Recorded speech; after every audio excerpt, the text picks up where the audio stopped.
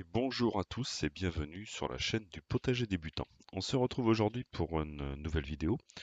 Donc j'ai décidé de faire deux potagers. Un qui sera un potager traditionnel et un potager médicinal, donc où je vais mettre majoritairement des plantes médicinales.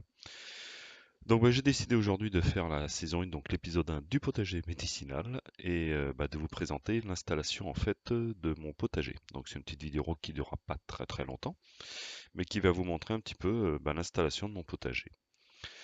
Donc il me restait 4 bottes de foin, vu que j'ai fait en priorité mon potager donc traditionnel. Et il me restait 4 bottes de foin, donc j'ai décidé de les installer un peu comme ceci, deux d'un côté, deux de l'autre, et puis bloqués par des petites cales en bois. Donc on va retrouver, ça sera un potager donc de permaculture en lasagne. Donc 30 cm de paille, 20 cm de tonte, 20 cm de paille, 15 cm de tonte, de la terre végétale, donc sur environ 20 cm, donc terre végétale enrichie en compost, et je vais finir par un léger paillage que je mettrai juste au-dessus. Donc voilà, donc là j'en suis à la phase donc où j'ai mis la dernière couche de tonte. Donc il me reste plus que la terre à mettre par-dessus et le paillage. Allez, c'est parti. Donc là, une fois que j'ai étalé ma terre, je vais quand même la tasser légèrement. Pas trop non plus, mais je vais quand même tasser, hein, vu que c'est de la paille, de la tonte. Il faut quand même tasser un petit peu.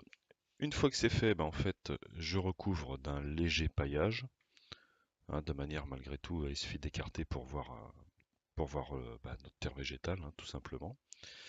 Et ensuite, je vais arroser abondamment. Alors pourquoi? Le but, c'est simplement que les bottes de paille, c'est des éponges. Donc plus vous allez les arroser une fois, plus elle va garder l'eau et elle va se gorger d'eau. Ce qui va permettre, en fait, c'est l'avantage de la permaculture, c'est de ne pas arroser tous les jours, tous les 2 jours, tous les 3 jours. Logiquement, une fois que c'est bien arrangé une première fois, vous pouvez tenir sans problème 3 semaines avant de repasser un arrosage. Donc voilà pourquoi. Donc on va continuer un petit peu sur la présentation. Une fois que donc mon potager médicinal est terminé, donc déjà je l'ai clos avec du grillage parce que comme j'ai des chiens et des chats, j'ai pas envie qu'ils aillent jouer dedans. Et ensuite, comment je vais le disposer par la suite? Donc au niveau des bottes de paille, je mettrai des pommes de terre. Donc sur les 4 bottes de paille, ce sera les pommes de terre que je poserai dessus. Hein, je vous montrerai une petite vidéo comment je fais. Ensuite, sur ma gauche, je mettrai un plant de melon et sur la droite, un plant de courgette. Donc ça, c'est ce qu'on va dire, ce qui sera un petit peu différent puisque ça sera plus potager. Et à l'intérieur, je vais mettre que des plantes médicinales.